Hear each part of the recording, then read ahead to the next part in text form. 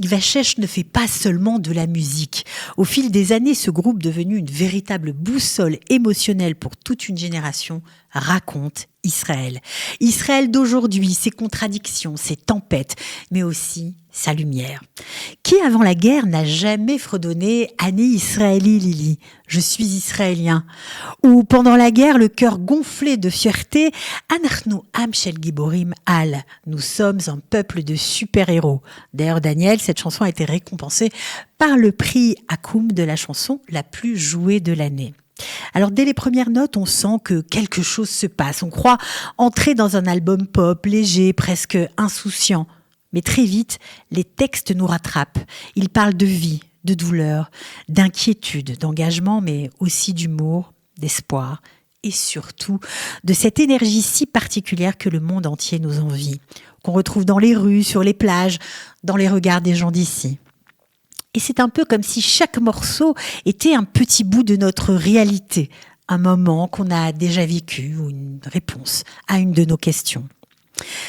Ce qui frappe, c'est cette capacité rare du groupe à tout faire cohabiter. Le tragique et la fête, l'intime et le collectif, la souffrance et la danse. On écoute, on sourit, et soudain une phrase nous percute. C'est exactement là que réside l'intelligence et le talent d'Atik Vachesh. Rendre supportable ce qui ne l'est pas avec des mélodies qui ne nous lâchent pas. Dans cet album, le groupe reste fidèle à son ADN, bien sûr. Un mélange de reggae, de pop, de groove maison. Mais on y trouve une profondeur supplémentaire. Des réminiscences de glaive de fer, sûrement, qui nous bousculent et nous obligent à regarder le monde autrement. Certains titres ressemblent à des chroniques sociales, d'autres à des bulles d'oxygène, comme si la musique devenait un refuge où chacun peut poser ses valises et reprendre son souffle. Et puis il y a cette manière de raconter Israël sans cliché, sans phare, sans chercher à plaire ou à choquer, simplement en disant « voilà ce que nous vivons, voilà ce que nous sommes ». L'album devient alors un document culturel, une photographie sonore d'un pays en mouvement, traversé par des paradoxes et porté par une force qui défie l'entendement.